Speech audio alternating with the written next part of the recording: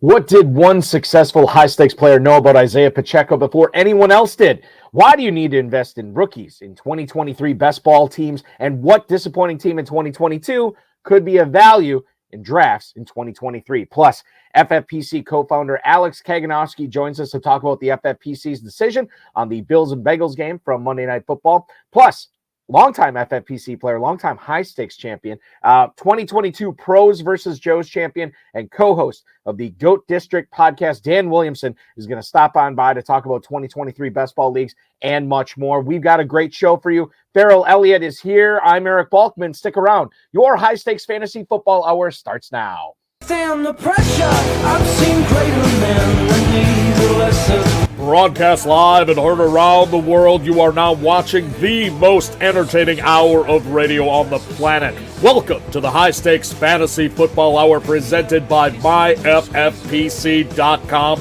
with your hosts Eric Balkman and Farrell Elliott. The High Stakes Fantasy Football Hour is your home for analysis from the best players in the world. And now, because no one else was available, here are Eric Balkman and Farrell Elliott. Solace in the scripture. Are we not all our father's sons? I became a man. Nobody ever told me what a man was.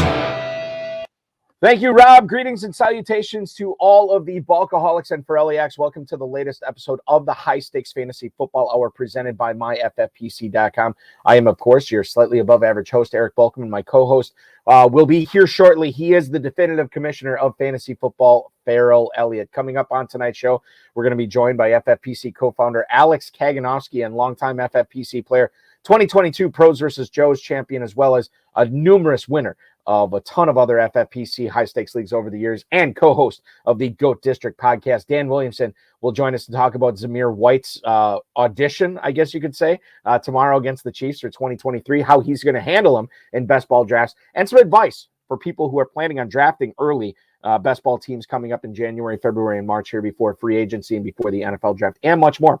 If you want to connect with us on Twitter, you can do so at HSFF Hour. I am at Eric Balkman. Always check out Farrell's Kentucky Fantasy Football State Championship at KFFSC.com as well as KFFSC Official. You can follow Dan on Twitter at Overhyped Sleeper. Sleeper, the final E in Sleeper is non-existent, so that's the way to find him there. Echo District is the podcast handle on Twitter as well. You can also email the show at highstakesfantasyfootball@gmail.com. If you do have any questions for us, send them in now. We'll try to get to all the chat room questions, all the tweets and emails in our fantasy feedback segment later on in the show. Thanks to our audio engineer, my best friend Bryce, and our producer and mutual friend Rob. I want to remind everybody, if you have not joined it yet, it is the final weekly challenge of the year for the FFPC. Join the weekly challenge, the Week 18 weekly challenge right now. There's no draft involved. There is no salary cap involved. If you want to play without kickers and defenses, or if you want to play with kickers and defenses, you can pick either format to do so. One player per team, get them in before Sunday's kickoff. You can play in a 100-team format, a 30-team format, or a 10-team format. And if you are playing in the 10-team format, all you have to do is beat those other 9 players, and you will win your free entry into the 2023 FFPC main event, where you can compete for a $1 million grand prize. But wait, there's more. That's right. We are running out of time. 8 days left to join both the world-famous FFPC Playoff Challenge to win a $500,000 grand prize there, or if you want to join for just $35 in the Football Guys Playoff Challenge, 8 days left to sign up there. You can still win $100,000 there as well. In case you missed it last night, we did a special Thursday night edition of the RotoViz High Stakes Lowdown with Week 16 FFPC main event 7th place team owner Matt Berman. We came in and chopped it up. We talked a little bit about what he got right and got wrong in 2022, but I think the biggest thing is what he thinks are going to be the main storylines for drafting high-stakes fantasy football teams in 2023. You can check that out, rotoviz.com/podcast, or the FFPC YouTube channel, which you're watching right now, youtube.com/FFPC Fantasy. Speaking of the YouTube fantasy football, FFPC Fantasy Football channel, like this video, subscribe to the channel, comment on the video, share the videos with your buddies, or your enemies, just whoever that you want to pass this along to, and then get notified by clicking on that little bell there to make sure that you're never going to miss any time we go live with the HSFF Hour, with the RotoViz High Stakes Lowdown, with the FFPC Weekly Preview, with the FFPC Live Best Ball coverage, live main event coverage, live Football Guys Draft coverage. That is all going to be popping off once again this summer with myself, Dave Terpoli, and Aiden LaCorey. Great. We've never had as good a content as we did last year as far as the video and audio goes for the program. And I think a lot of you enjoyed it. The feedback was great. So thank you so much for watching in 2022. And we're on to bigger and better things in 2023. Speaking of bigger and better things, enough of me blabbing. Let's bring in tonight's first guest. He is the co-founder of the Fantasy Football Players Championship. Been on this show many times. He's here to talk about the Monday Night Football decision that the FFPC made about that canceled Bills-Bengals game. You follow him on Twitter at Alex_FFPC. Please welcome back to the High Stakes Fantasy Football Hour, Mr. Alex Kaganowski. Alex, happy Friday night to you, man. Thanks for hopping aboard. Thank you. Thank you so much. Thank you. I feel so much more relaxed today. Well, you did. Yeah, I mean, so you were on the High Stakes Fantasy Football show on the Better Sports Network last night, talking about a lot of the stuff we'll talk about tonight. We'll touch on some other stuff as well. But you're in the middle of an airport, so it's difficult for you to feel as relaxed as you are right now. It's crazy. So, yeah, when I did the show yesterday, first of all, I got to the airport 5 minutes before the show started. I got dropped off, and I'm looking for a place to sit. And the only place I couldn't go through the gate. I didn't have enough time to go, not through the gate, through the TSA. Right. So I found a couple of literally right at the JetBlue, registration area, counter area, whatever. So there's like people everywhere. It's freaking crazy. This is after a day of, all the craziness going on with, the game finally kind of being finalized, the stats being finalized and not being played in the whole thing. Right. So, and after a week of, more of the same. So I'm trying to get on this flight. I'm trying to talk to you. I'm trying to gather my thoughts.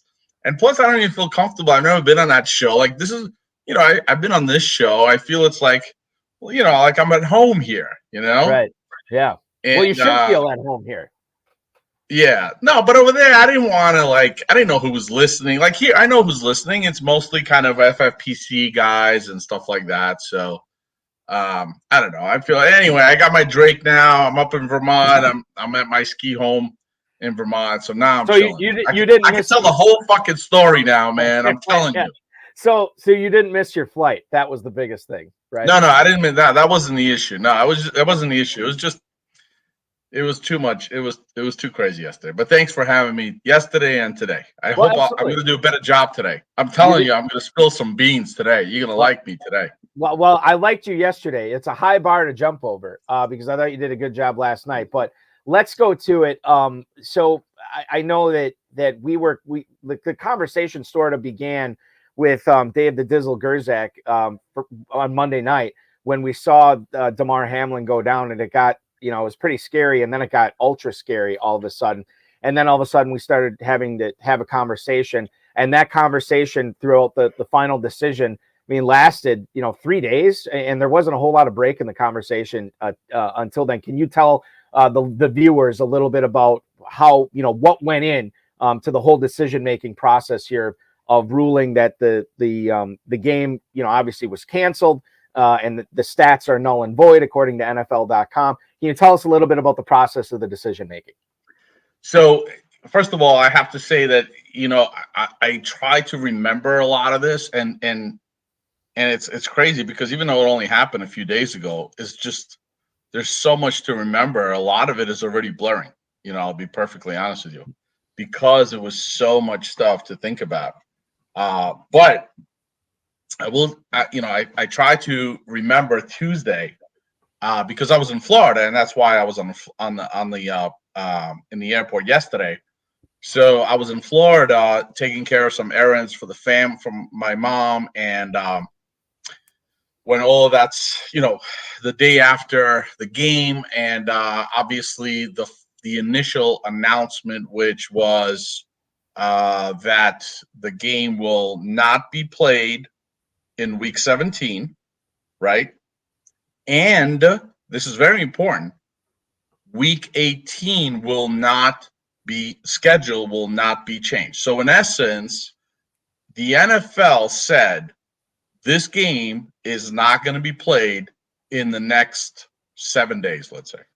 That's kind of what the NFL said, that categorically. Like, they basically said it's not being played in week 17 and it's not being played instead of the week 18 games. So what the NFL in essence said, and I kind of had a little bit of a disagreement with Dave about this, and I don't know if you are aware of this, but I told Dave, I said, Dave, 100-1 odds this game is not getting played. Those are my words to Dave.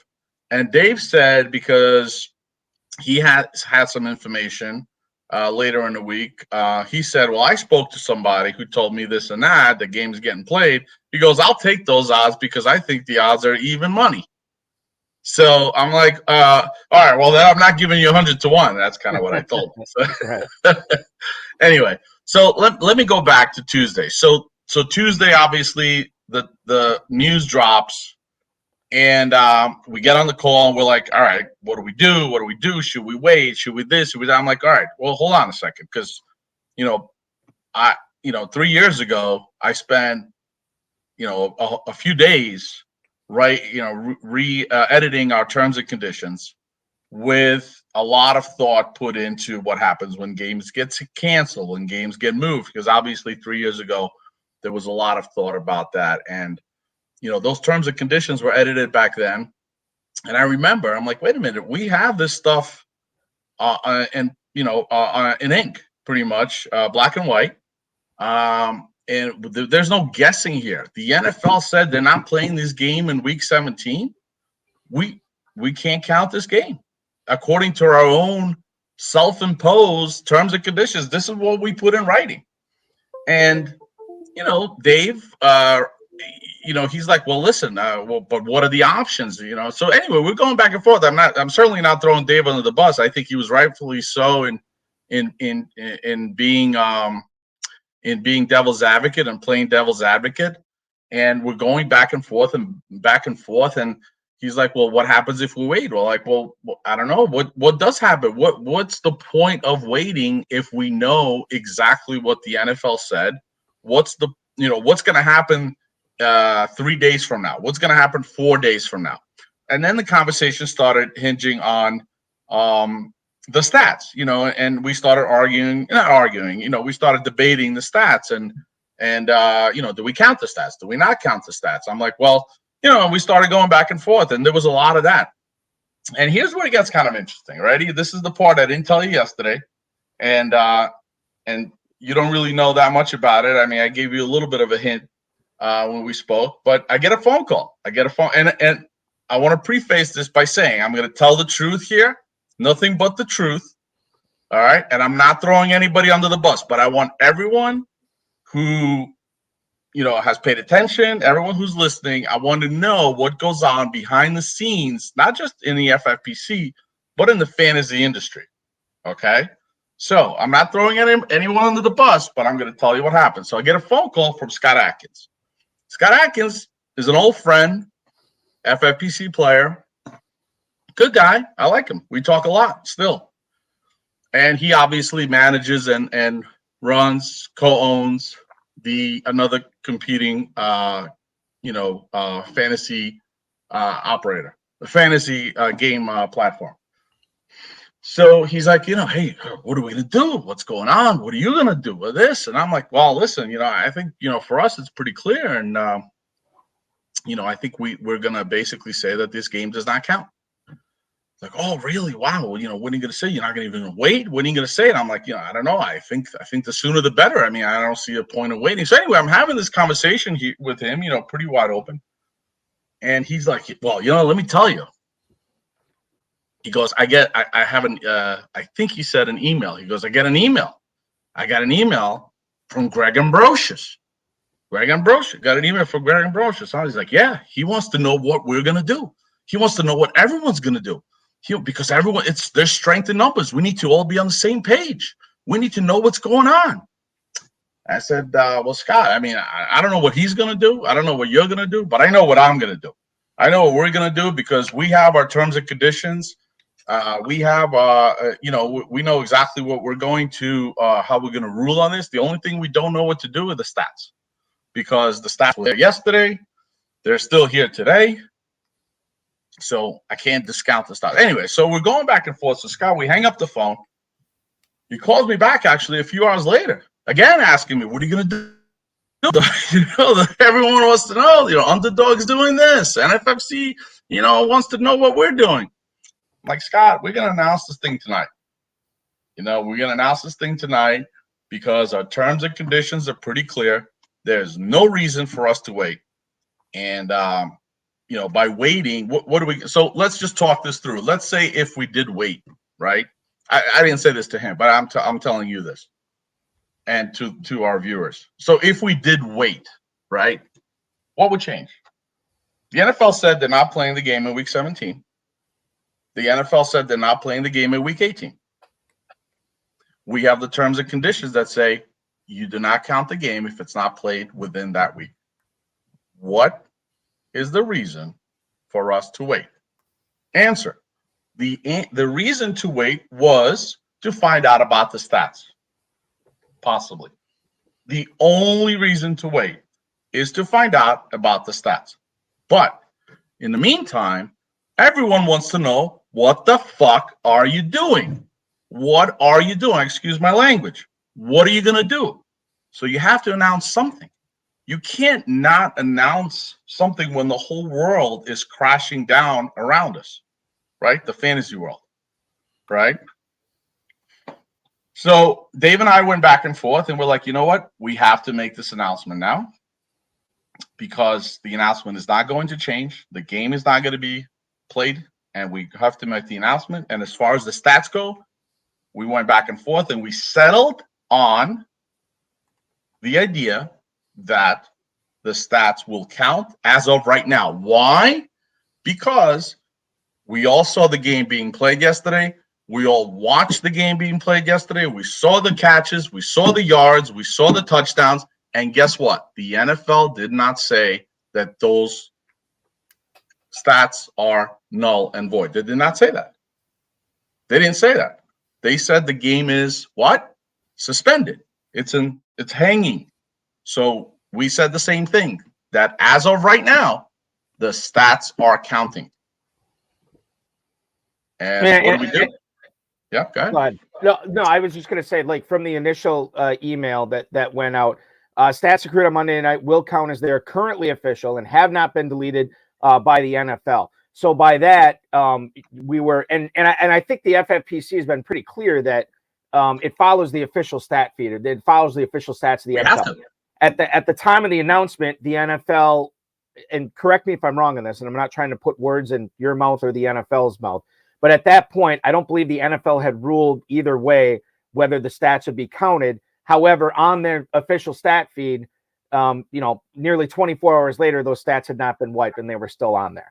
And well, they didn't talk about the stat. I mean, listen, the NFL, look, the NFL is the NFL. They do whatever the hell they want, right? And you can't get anything straight from the NFL, especially in this particular situation. The NFL was playing it as what's the word? Ambiguous? As nebulous as they possibly could. I mean, right? So they had the stats on. Then actually, after they made the announcement, they took the stats off. Everyone else had the stats. CBS had the stats. The Score had the stats. ESPN had the stats. NFL.com does not have the stats. Why don't you have the stats? You didn't cancel the game. Can't get an answer, obviously. Cannot get an answer. So the NFL does not cancel the game, but takes the stats off NFL.com. You know what I'm saying? So the whole thing was crazy. But so let me back up. So we make the announcement, and the shit hits the fan. Well, at least, I mean, from the bomb throwers, the shit is hitting the fan. The bomb throwers are throwing the bombs, and FFPC, bunch of idiots, don't know what they're doing, rushing into it, blah, blah, blah, the whole thing.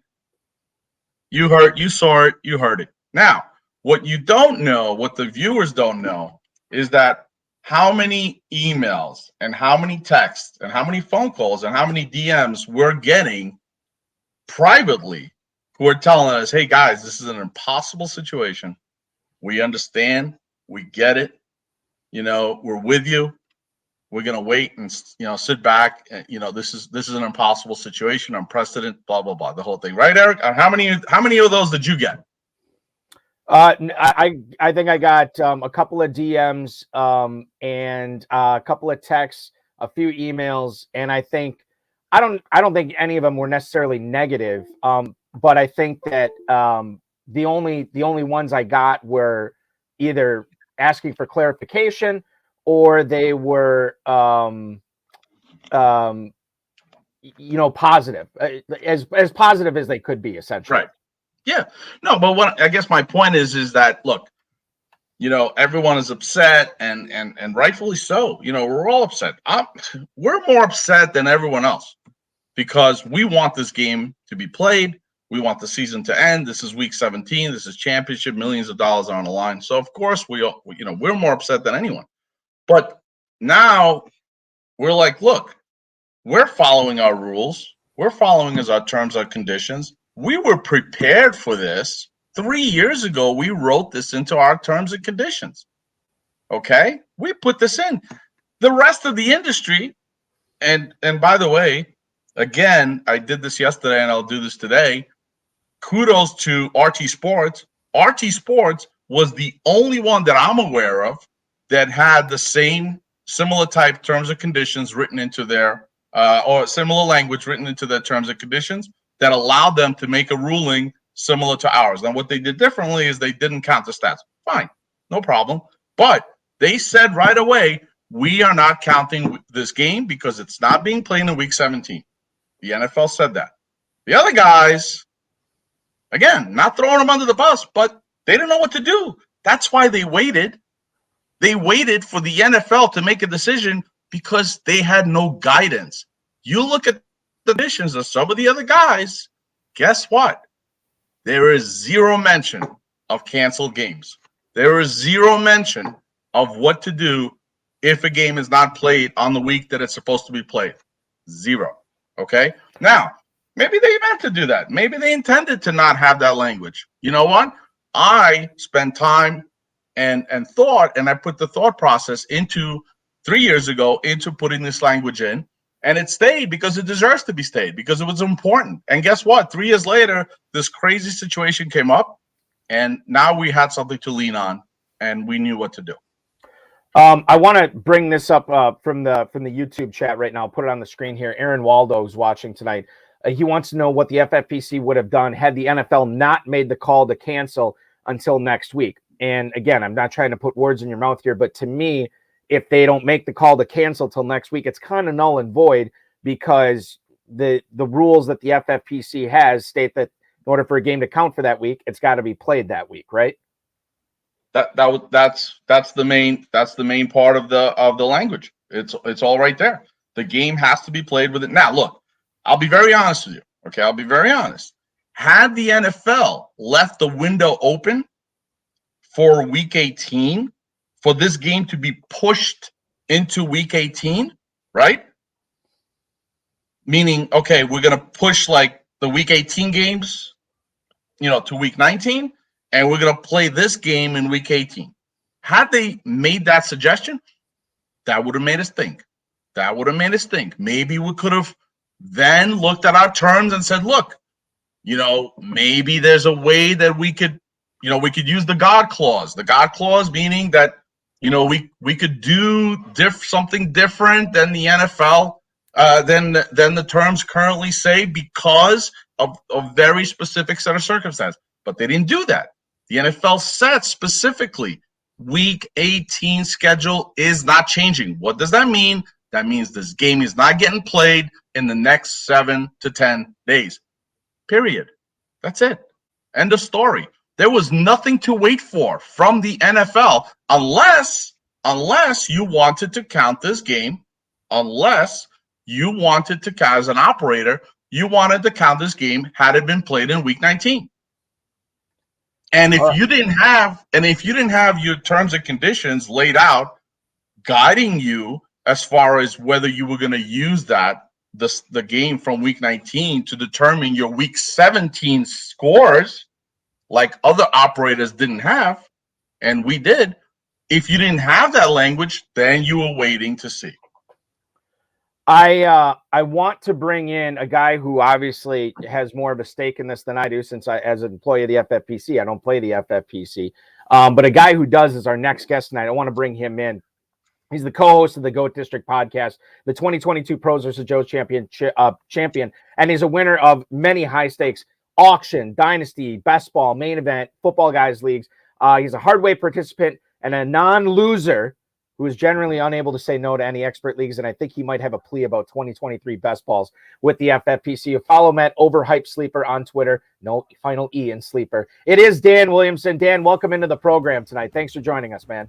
Hey, thanks for having me, Balky. Alex, thanks for coming on and joining us. This was great to be able to hear a little bit straight from you.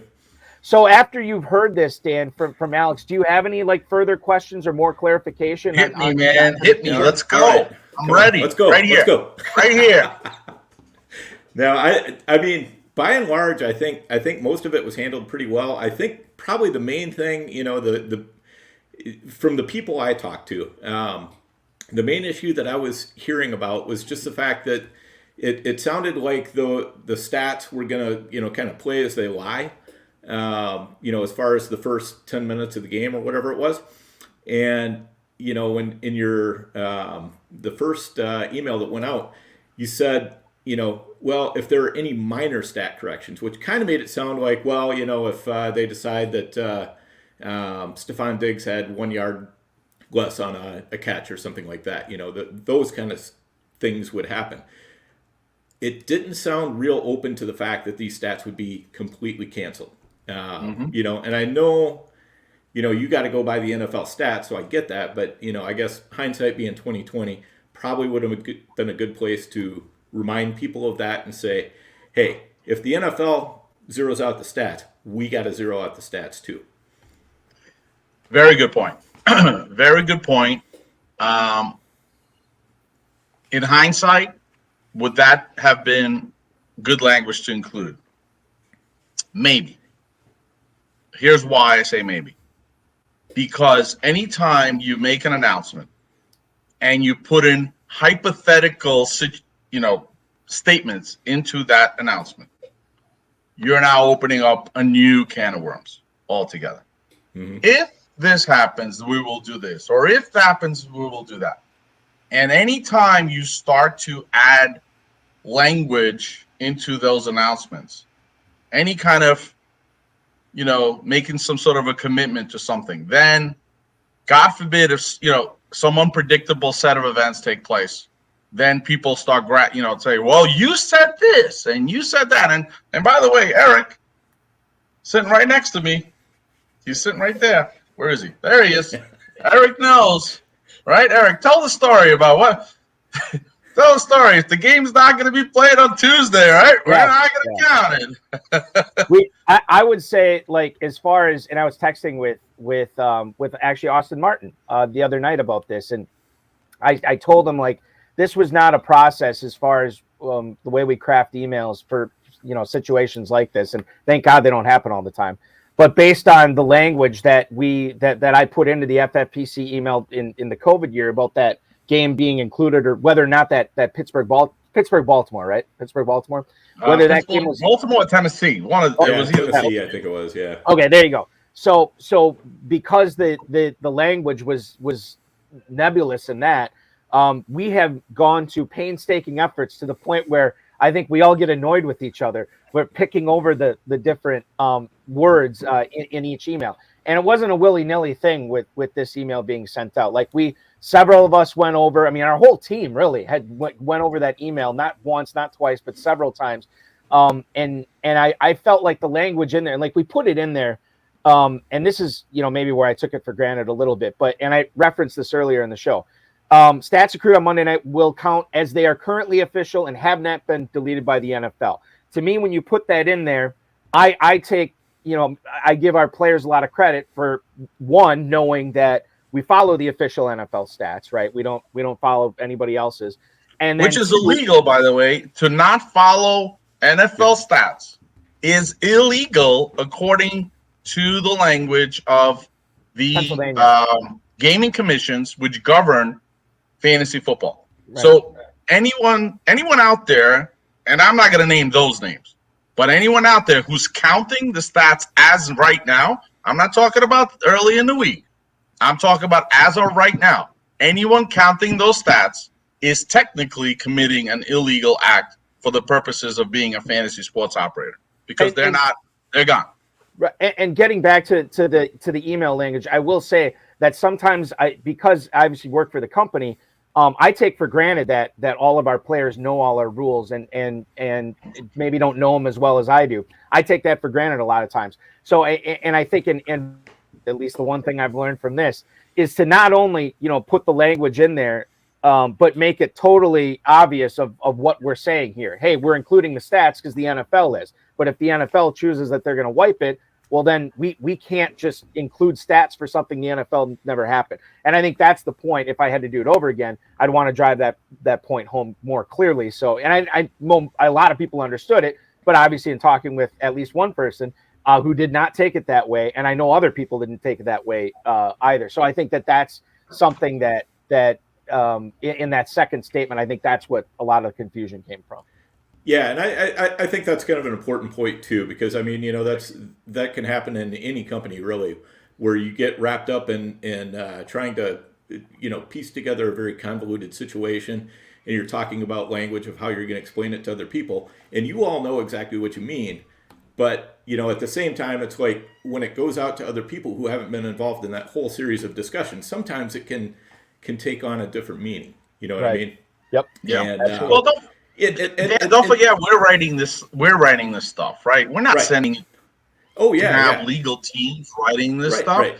We're writing this stuff. Why? Because we want to connect to our customers. We want to let our customers know what we're doing, but also, try to kind of be, as careful as we can with what we're saying. You guys are very accessible, and that's an important thing. I guess my one thought on that is, maybe when when you're in a really tricky situation like that, if it happens again, God forbid that it ever does. I mean, my God, what a horrible situation. Nobody could ever predicted that. The whole COVID thing, that was totally out of left field. When you're trying to run a business, and dealing with these things that are just, total blindside shots, it's difficult. I was in the restaurant business for 40 years, general manager of a restaurant, and when COVID came along, I kept getting, jerked around by the government, jerked around by the health department, jerked around by everybody. It's like every 5 minutes they'd change the rules on me. So, I kind of get where you're coming from. But, I think maybe in a situation like that where you're going to put out a big statement that everybody's going to read, maybe throw it by a few guys, and maybe not the same guys every time. You don't want to have like an informal kitchen cabinet because that looks bad. But, just pick 5 or 10 players kind of at random or whatever. Board of this is where I'm getting. So we're gonna have a statement board of directors. Dan, you're going to be the head of that board. Welcome aboard, Dan. Thank you. You're not going to be on that board at all. I don't want Kim not qualified to be on that board. I am not qualified to be on that board. Don't cheapen the board by putting me on it. No, we want to improve it, and having a guy like Dan on it would be primo. Listen. Can I just say something? So here's the thing, though, Dan, and this is, I really appreciate what you're saying, and you're the kind of guy, right?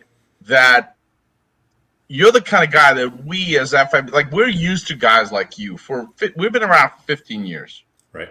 And our customers have always cared about us, have always cared about the game, the platform, and they want us to succeed. They want us to do well. They want us to make the right calls. They want us to, to do the right thing. And I feel that from you. Like, I spoke to you. I don't know you very well, but I see you in Vegas all the time. We shake hands and we talk a little bit, right? Yep. But this is what the majority of the FFPC is made up of, is guys who really want us to do the right thing. And I really appreciate that. And what hurts me, right? What hurts me is that sometimes we have guys that have been playing with us for years and years and years. And we take care of these guys the best we can. Anytime there's a question, anytime there's an issue, or maybe a favor that needs to be done within the realm of what we can and cannot do, we take care of everyone, right? We take care of everyone. We never say no unless we absolutely have to everyone. We're super accessible, the whole thing, right? But then when the shit hits the fan, right? When the shit hits the fan, what do these guys, not these guys, what do some people do? They take out the bombs and they start throwing the bombs.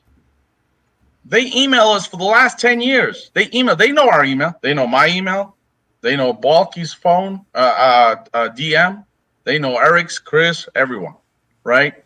But instead of sending us an email and saying, hey, you know what, guy, I really disagree with you here. Here's why, maybe blah, blah, blah. So instead, here's the bomb and whoo, there we go. That's not cool. Right. That's some not people cool. just enjoy chaos. And anyone listening to the show who does that, you know who I'm talking to, and that's not cool. So there's a few of those people, and we'll continue. By the way, the next time you email, the next time you ask us for a favor, we're gonna do it, and we'll always treat you, with respect. And all I ask is maybe next time the shit hits the fan, treat us a little bit with respect as well. And hopefully there is no next time. I mean, that's the Right. plan. But like Roger Goodell always says, hope is not a plan, right? That's why you got to have a plan. That's why you got to have stuff in place for this. Dan, listen, I appreciate you coming on and asking Alex these follow-up questions to this. And while we still have Alex, I feel like I owe it to you if you have any pleas or anything that you would like to ask Alex regarding 2023, the floor is yours, my friend. All right, so Alex, I mean, we got best ball season coming up here. How fast can we get things turned around after you get these playoff challenge weeks going? Can we be looking at like the Monday morning after the second playoff challenge goes off? Yeah, I think even Sunday morning. I think that's the date that we have on the calendar. I don't see any reason why it wouldn't happen. But obviously, so we kind of need to go in this order of importance, and obviously the playoff challenge is coming up. That's what we need to focus on. Then we have playoff challenge 2, and then we'll right away switch, hopefully, and we'll have the never too early best ball tourney back. Nice. We'll have the $5 best balls and the $35 best balls. We're not going to have a big selection because I don't think at this time there's not too many crazies like you, Dan. I mean, there's probably a few dozen. Yeah, we all know who each other is pretty well. That's right. Yeah, you'll all be playing against each other. February. Exactly. It's like, you 10 guys and one other guy I don't know. Right. That's right. How it usually goes. Exactly. Yeah. Well, listen, that's our job. Our job is to bring new players into the mix. I think we've been doing a good job of that. Yeah. But that's the answer. The answer is I'm hoping that Sunday after playoff challenge, which is I think the 22nd, I want to say of January. 22nd. Yep. Sounds good. And Alex, I appreciate what you guys have done with handling all these curveballs and everything that have come up. I mean, it's like I said before, it's not an easy situation. Nobody has a game plan or a blueprint. You're making it up on the fly. It's a tough deal. And if you're a player, I get it. This was the worst of all possible beats. If you had a bunch of Buffalo or Cincinnati players, that was the worst of all possible beats. I mean, basically, the worst. Yeah, it's like for some of us who had Kyler Murray and he goes out 3 plays into a game. That's a tough beat, especially in week 13 or whatever it was. Of course, and then that's Taylor, goes out the next week. Thing, Dan. Yeah, that's the thing, Dan. Like, with all of this stuff happening and everything kind of, I have to tell this whole story and several times and everything, it gets lost a little bit in the translation how awful the story is. And, obviously, the kid almost dying on the field. I mean, it's awful, right? So it all starts from there. The kid dying is awful. And then, people who are supposed to win and battle for gigantic life-changing money get screwed. Right? By the not by the NFL, by the situation. I certainly don't want to throw an NFL under the bus because they're in an impossible situation as well. You think we're in an impossible situation? They're in an impossible situation, right? So that's the thing that gets lost in all of this. We have, everyone's like throwing shit bombs at each other, but the truth is, it's an impossible situation. There is no solution where everyone, not even everyone, where more than half of the people are happy. There's no solution. Either this half is happy or this half is happy. That's it. Yeah, and you're lucky if you even have half that are happy because there's usually, two or three chasers after one guy who's in the lead or whatever, Right. And so it's a tough deal. But, basically just my point is this, it was an injury that cost you those players if you lost players. And I lost players in that game. I lost leagues from it. I won some leagues from it. And I lost some leagues from it. I was on both sides of the fence. But, I just had to look at it. Number one, it was an injury that cost me those players. It was not an injury to my players, but it was an injury that made it so those players could not go on and play, and that's something I don't have any control over. That's the same as, Kyler Murray, Jonathan Taylor, whatever. So it's just, it's a tough situation. It sucks, but it's like any other injury. You just have to suck it up, rub some dirt on it, and move on. You can always reach Alex at myffpc.com, Alex_FFPC. Alex, enjoy Vermont. Thanks for carving out some time on your Friday night to come on and explain the situation to all our viewers, all our listeners. We really appreciate it, man. Yeah, and this is it. I'm not doing this again. Ever. You don't want to come. You don't want to come on the RotoViz High Stakes Lowdown on Tuesday, and we'll do this all over again. No, okay. No. All right, we'll skip that. I'll think about the Super Bowl when I put my prognosticator cap on. You have to come back for that show for sure. We won't talk about any of this, but we'll come back and we'll talk Super Bowl props. All right, guys. All right. Alex Kaganowski, thank you so much, sir. Have a great Friday evening. At Alex_FFPC, and of course, Alex at myffpc.com is where to reach him. I always say this to everybody too. If you have an issue with the way things are handled, the best way to get a well thought out response is not Twitter, it's not Facebook. Send an email, and I don't know of any emails that we don't get back to somebody on who's wondering something about it. For clarification, email still always works the best for the FFPC. Okay, let's bring in my co-host with the most. You follow him on Twitter at jfarrellelliott, KFFSC.com. Farrell Elliott, welcome aboard, my friend. Hey, fellas, what a wonderful podcast. Dan, I think we both appreciated the well thought out and well presented from the FFPC notice that we got, whether we agreed with it or not. And I must say, I certainly agreed with it. When I read through it, it was so well presented. I sent out a 29-word announcement for the KFFSC, which in that announcement I said, and Monday night stats will count. So I used 29 words and 14 of them were wrong. It's just a very, very damn difficult thing to do. And another difficult thing to do is drafting early. Congratulations on your pros versus Joe's dominance and things that you do as a player. You, myself, and the San Francisco 49ers have something in common in this strange year of professional football.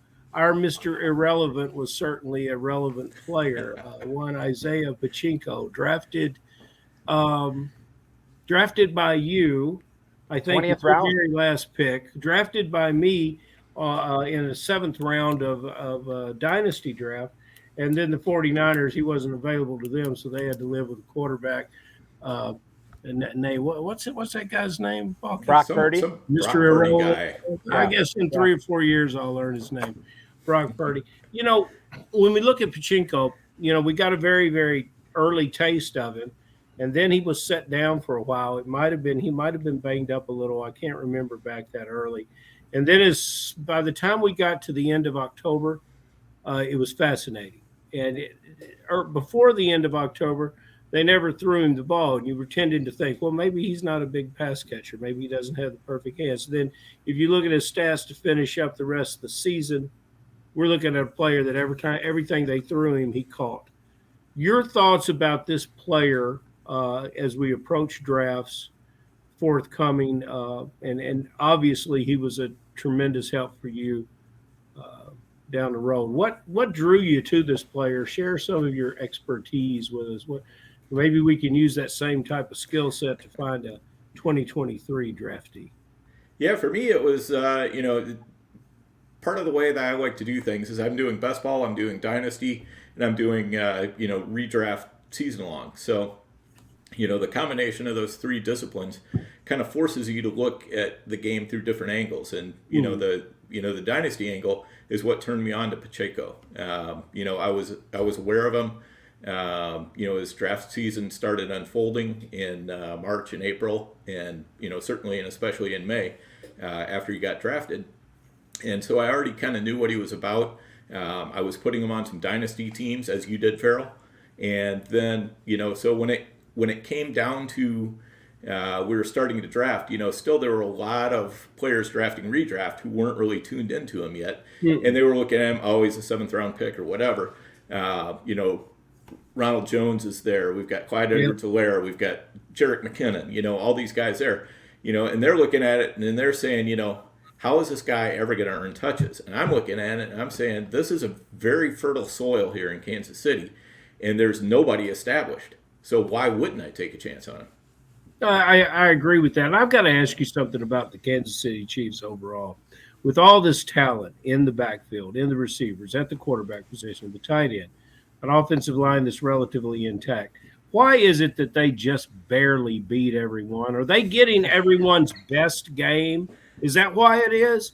All they do is outlast, by 3 to 6 points and win that game. And I'm curious about it, that they're going to get in the playoffs and get in some close games with some teams that they just can't seem to recapture like they have these regular season games. You got an opinion on that? Well, their real bugaboo seems to be the Bengals. They just cannot get past the Bengals, of course. But otherwise, I look at this season as being kind of a step forward, because last year Mahomes was really struggling. Tyreek Hill was struggling. Even, Kelsey was still Kelsey, but, the whole offense was just way off. And then they go and trade Tyreek Hill, and I'm wondering, how in the heck is this offense going to really get better?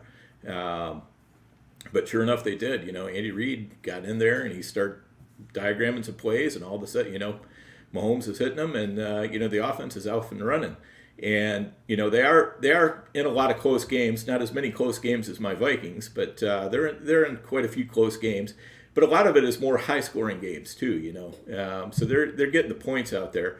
All you need to do is take a look at their field goal kicker. He always has more extra point opportunities than he does field goal attempts. This is true. Yeah. So, it's kind of like, well, we expect to see the, what was it, the 1998 Vikings, the 2001 Rams, was it? 2000 Rams. You're not going to get an offense like that every year out of a team. Dan, one of the questions I always like to ask people at the end of the year, and you can extrapolate this to your dynasty rookie drafts, or just talk about redraft, like main event football guys, best ball, what have you. Was there any players that you really liked in the drafting process and you got on a lot of teams and they performed well? Or, other side of the coin, was there anybody else that you stayed away from, like poison, and they fell flat on their faces that you're proud of this year, that you didn't have any shares of them or very few shares of them? Are there any players like that for you this year? Yes, I think we should talk about all the players that I got right. Yeah, we don't need to talk about the players I got wrong. There's plenty of those.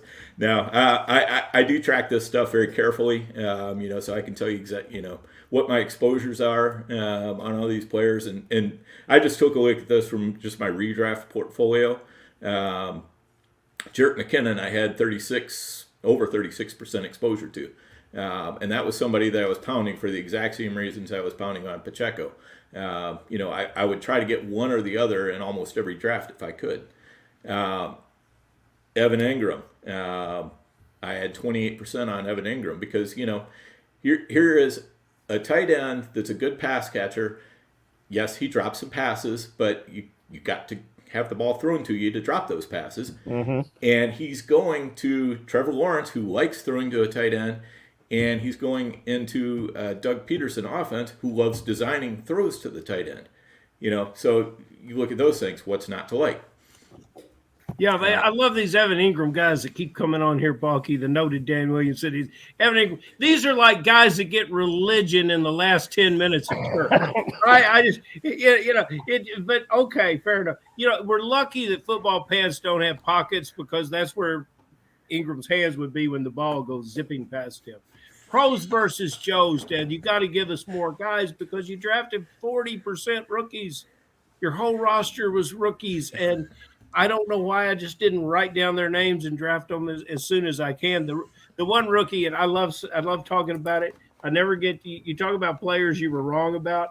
I bring him up every week. I'll quit soon, but since you're here, the magnificent rookie master that you are, I'll tell you that the rookie that I was high on, and a lot of other people were high on too, because they had to draft him in the 12th round, is Jalen Tolbert, who's driving around Dallas looking for the stadium. He has yet to get there. You're rookies, Dan. Yeah. Those 40% rookies from that team. Very impressive. Well, and Tolbert was one of them, I think. I think Tolbert was on your Pros versus Joes team. He was, yes. And the first thing I'm going to say is that was too many rookies. It still worked out, but that was too many rookies. It just kind of happened that, as we started getting into those later rounds, especially the last 5 rounds, we would have targets all lined up, and they would kind of disappear. And then, there was always this rookie that was our kind of emergency stopgap, and we ended up having to use that a lot of times. Now, we were pretty intentional about taking out Pierce, Greg Dulcich, and Isaiah Pacheco. We felt real good about those 3. Dulcich definitely panned out for a little while, as did Pacheco. Pierce, he had a few moments in the sun, not quite like I hoped, but shows promise. Yeah, for sure. And also this, just to be clear, this was not a team that was solely drafted by myself. We had the whole Goat District team was participating on it. So we were throwing around a lot of wild ideas, and if you look at the draft board, you can see one of our wild ideas was that since we already had Austin Eckler, we decided we'd take Justin Herbert before Patrick Mahomes was drafted, and somehow we still won. Yeah. I always, because it was you, Theo, Andrew, and JD all like it was so. Oh my God, I struggle with one co-owner. You guys somehow got this done with four chiefs of the tribe drafting this team, and it ends up winning the whole thing, the whole shebang, and it's incredible stuff. And I shouldn't even be laughing about it, because I'm actually in awe that it worked out that way. Dan, 16 days away. You heard it from Alex Kaganowski. 16 days away from FFPC Best Ball Madness. 2023 is going to be an interesting year for the Denver Broncos offense. When you go into your first best ball of the season, are you expecting to see these Broncos coming at a discount? And if they are there players like Sutton, Judy, Williams, whoever, are there players that you think you want to be in business with?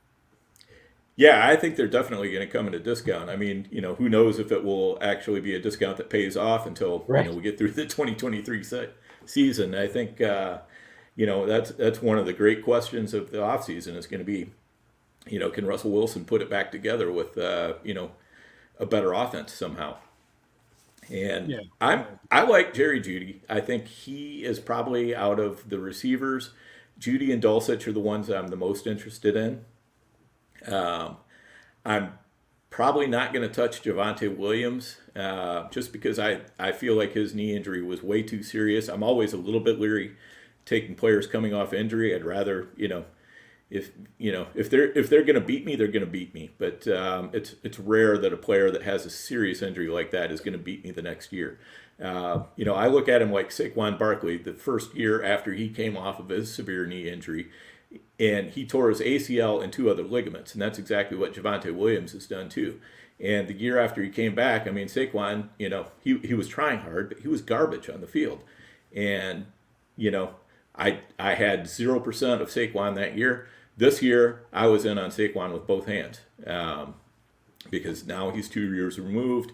Now he has some more better things going on around him in the offense. He's got a better offensive coordinator, all that kind of stuff. So, for those reasons, I think I'm going to be staying away from Javonte Williams. But yeah, Judy and Dulcich, I think I can be talked into.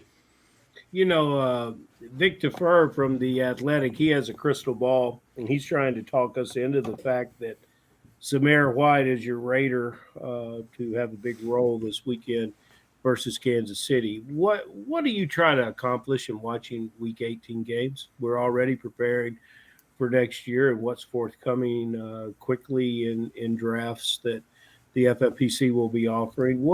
How do you use the time now in between when you start drafting, and what do you think about Raiders Chiefs tomorrow?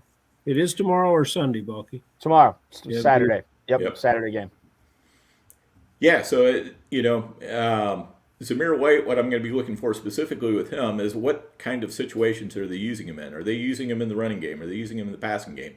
Is he blocking, or is he just running out for pass patterns when he's in the passing game? What kind of runs are they trying to use him for? Mm-hmm. All that kind of stuff, just to kind of get a sense for where they feel like he's at in his development, because we've really seen very little of him so far this year, and that's concerning. If Josh Jacobs, has been a great workhorse, but you kind of have to ask yourself, why weren't they spelling him at least a little bit, compared to some of those other backs? So I think Zamir's got something to prove, and I think that's one of the fun things about Week 18 is we see a lot of teams starting to throw out guys like that and just kind of see what they have. Sam Howell in Washington, that's another guy I've really had my eye on. I think he's probably a lot better than the average fifth-round quarterback, but, maybe we'll find out a little bit on Sunday. Mm-hmm. Dan, for anybody who is, maybe 2022 ended, kind of with a sour note for a lot of people out there. And maybe there's a lot of people that want to get back in. Like, I want to start drafting for 2023 or whatever right away. I've never done January best balls or February best balls or whatever. You've done this for years. What's some advice that you would give somebody who's never done it before to make sure that they're drafting competitive teams or that teams that are going to be competitive in December this year? Well, first off, just keep in mind that every year is different. What we saw this year is not going to absolutely repeat next year, but sometimes you can look for certain patterns. Like, the elite quarterbacks. There's a group of 4 quarterbacks that just absolutely did fantastic this year. You're looking at Josh Allen, Pat Mahomes, Jalen Hurts. Is really being kind of your top 3. Justin Fields was kind of up there, but you're looking for that kind of a quarterback, and taking a quarterback a little bit earlier probably isn't the worst thing in the world, because if they're going in the 3rd, 4th round, some of the receivers that you're starting to look at there, and some of the running backs you're starting to look at there are going to be swings and misses, but quarterbacks of that caliber are not going to be a swing and a miss. So that's something to keep in mind.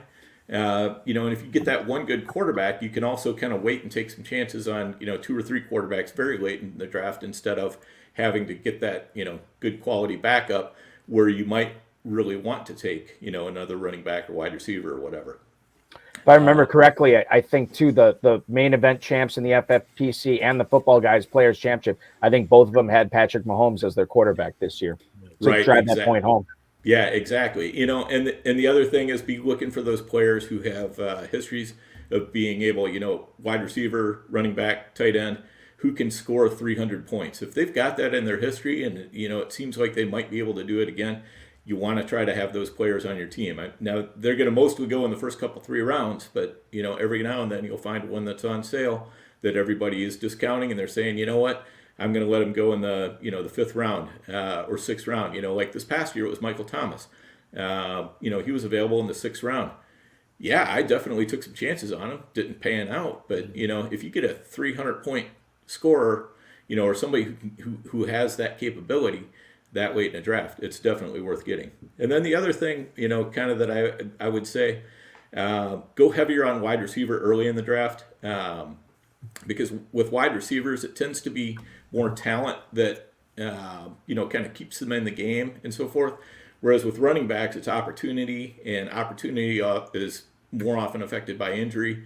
It's more often, affected by a lot of different things, like just whether the whole offense is performing well, where they get goal line chances, whether, and they're helping sustain drives. So I tend to go a little bit lighter on running backs early in the season and kind of grab more of the mid-tier backs and grab several of those and just make sure I'm concentrating on having a good wide receiver core, a good tight end, a good quarterback, and then just kind of go from there.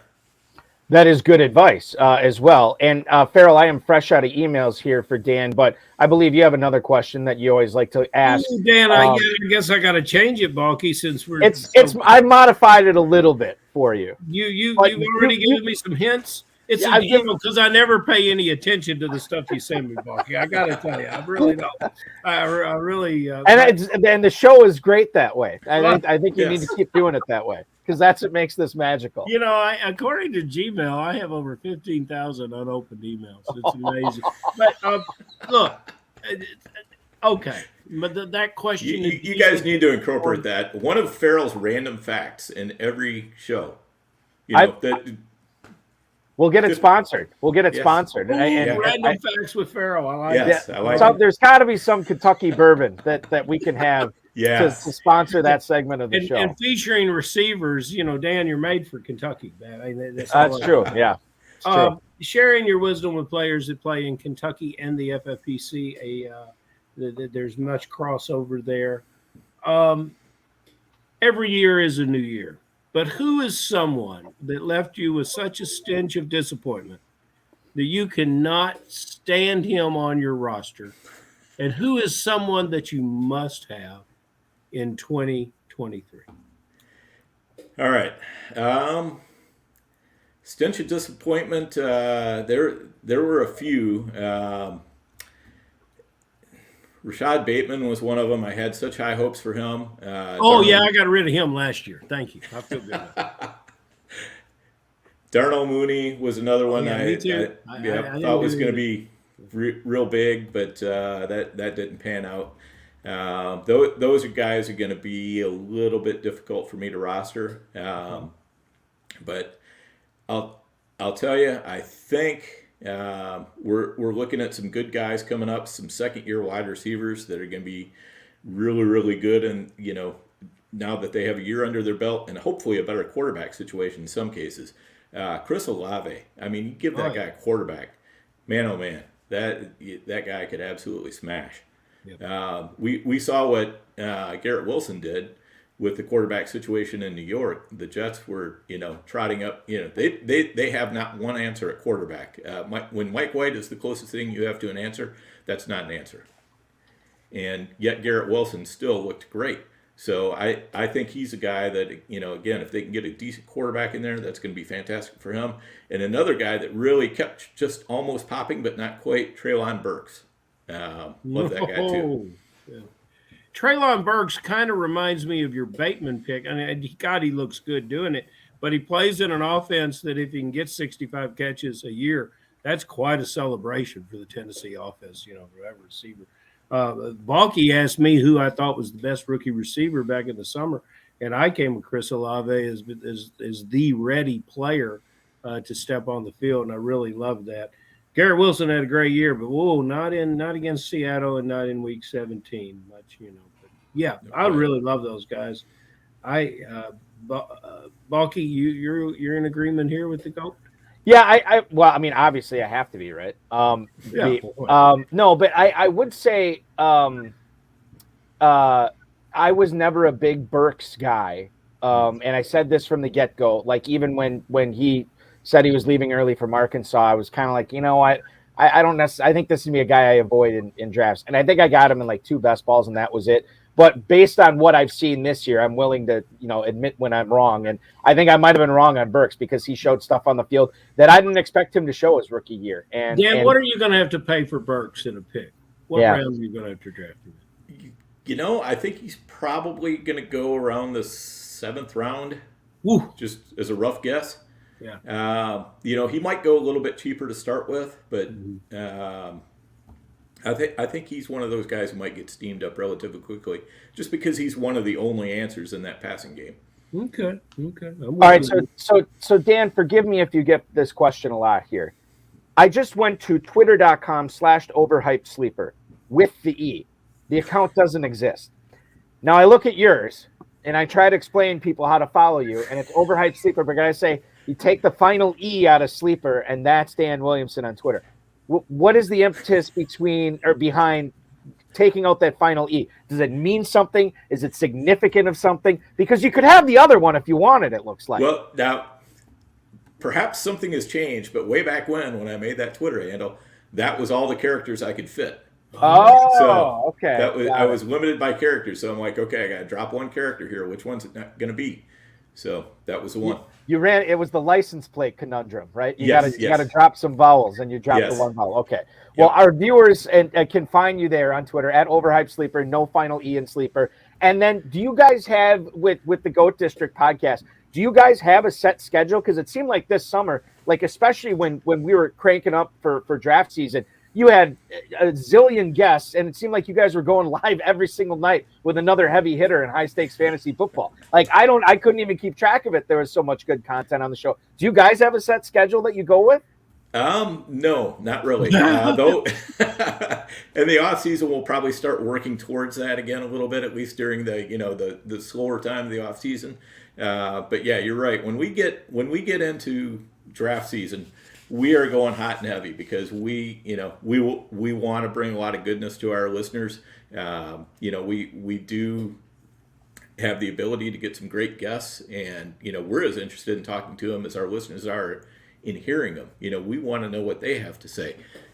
We feel like hey, if it's interesting to us, it's probably going to be interesting to our guests as well. And then of course during draft season, we're also doing a lot of live drafts, so you got all that going on as well. So, my wife is a little bit less happy with me in the months of August and the first week of September. I have to reintroduce myself to her about September 15th or so.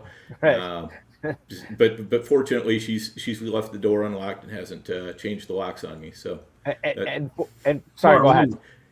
So that's been a good thing. But we do have actually a bunch of guests coming up this week. If you don't mind, I'll let you know who it is. Please, yes, share with us. Okay, so Monday night we're going to have Mike Shope, who is he's in Buffalo. He's the the voice of Buffalo Bills.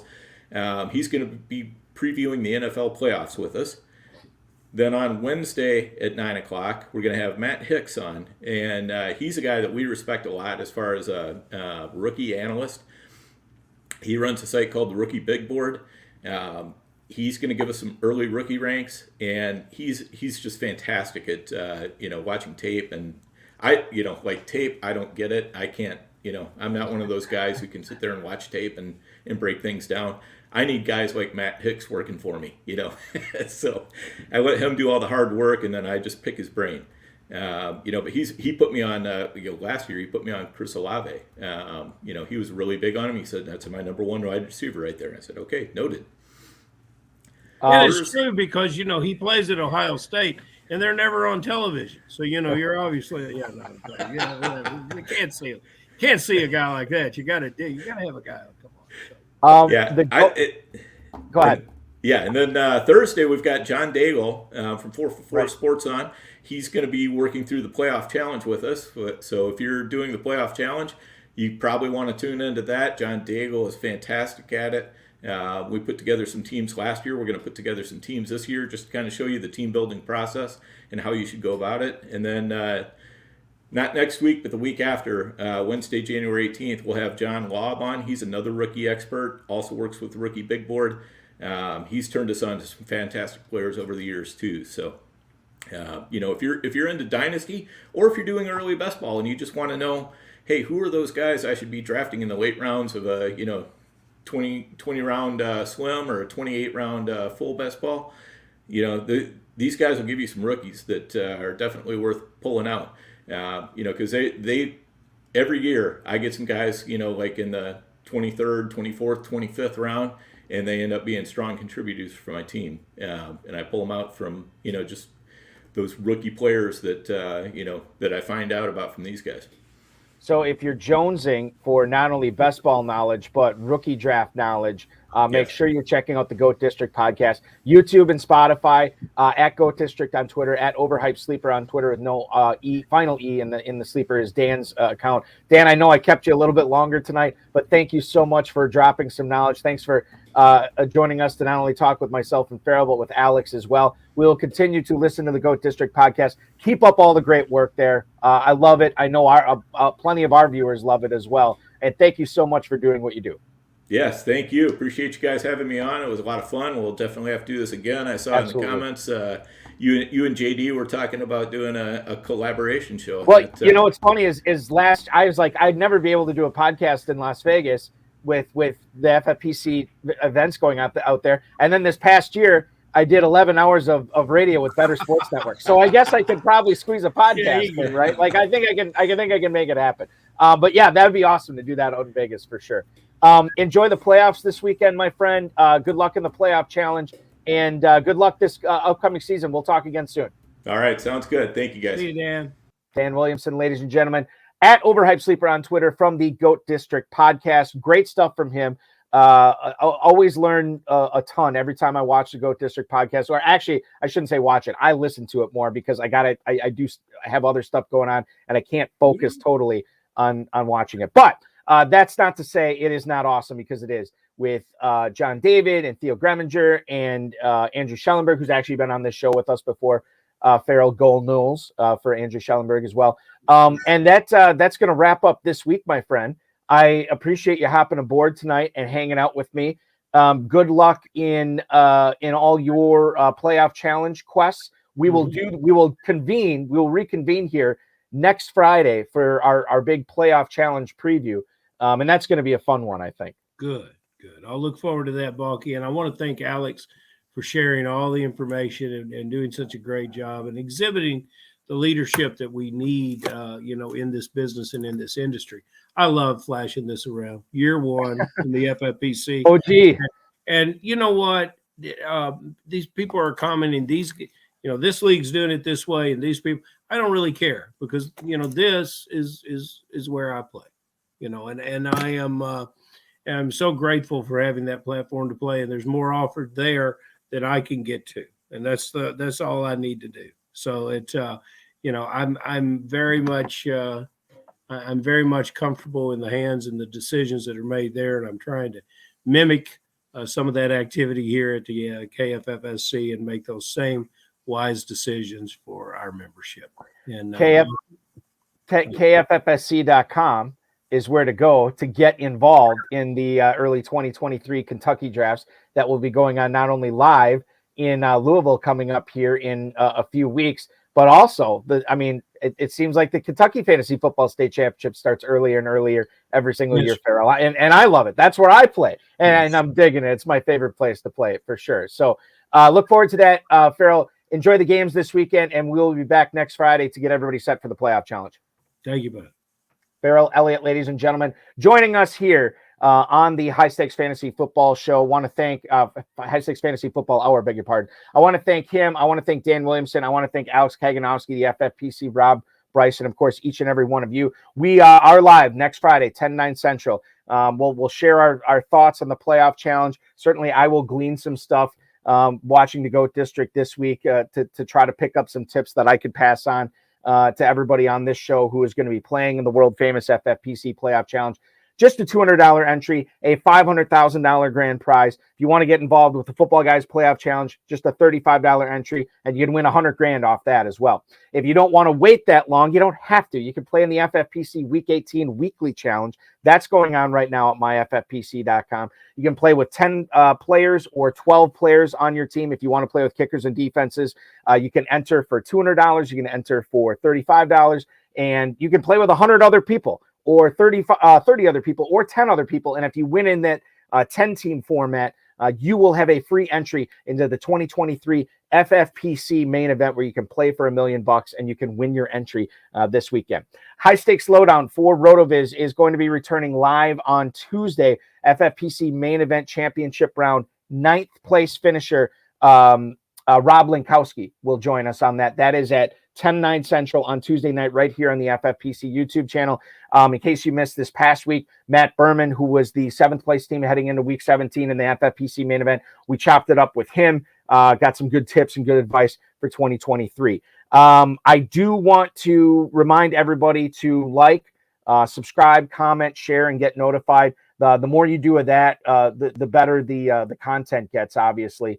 And we want to bring out the best content we possibly can for you. Thank you so much for watching, everybody. Your weekend officially starts now.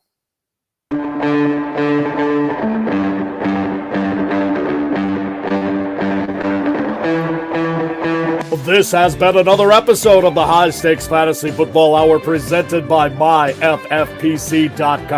It was broadcast live and was watched around the world. Balky and Farrell will be back next week with more analysis, more interviews, and more advice from guests much smarter than they are. Thanks for watching, and we'll talk with you again next week. Yourself.